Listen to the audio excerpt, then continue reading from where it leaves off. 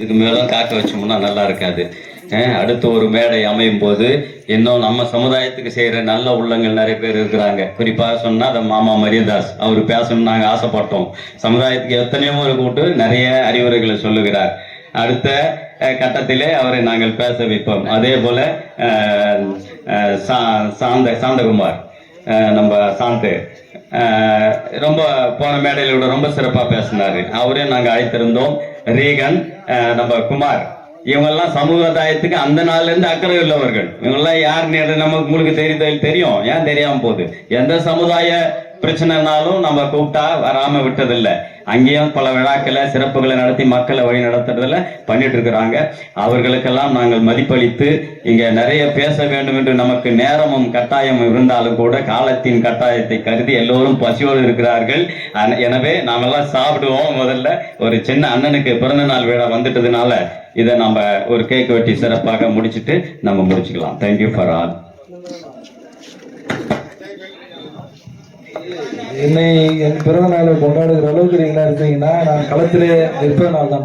என்னை போன்று இருக்கின்ற களத்தில் இருப்பவர்கள் அனைவரும் சேர்ந்து இந்த கேட்க வேண்டும் சொல்லி கேட்டுக்கிறேன்.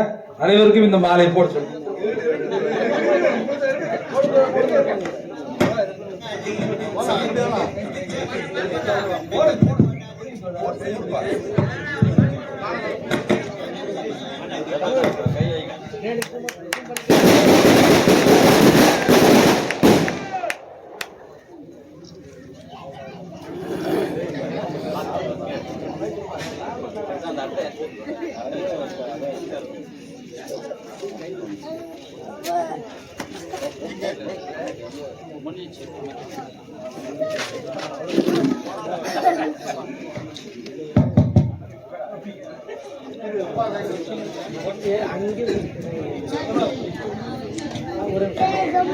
இங்கே சிறப்பாக ஓலவழி அமைத்து கொடுத்த அருமை தம்பி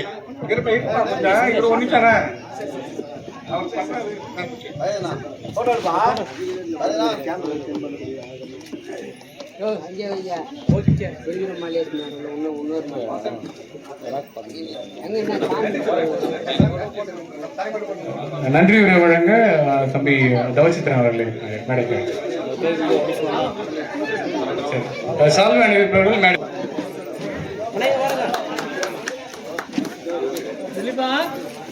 திரு அந்தோணி அவர்கள் சேகர் அவர்களுக்கு பொன்னாடை அணிவித்து மகிழ்விக்கின்றார்.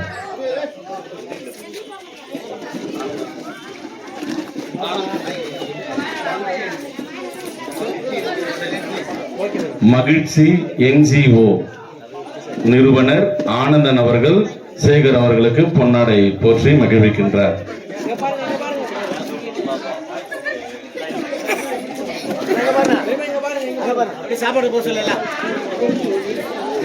திருமதி ரெஜினா சேகர் அவர்களுக்கு சிறிய அன்பளிப்பு தந்து மகிழ்விக்கின்றார்.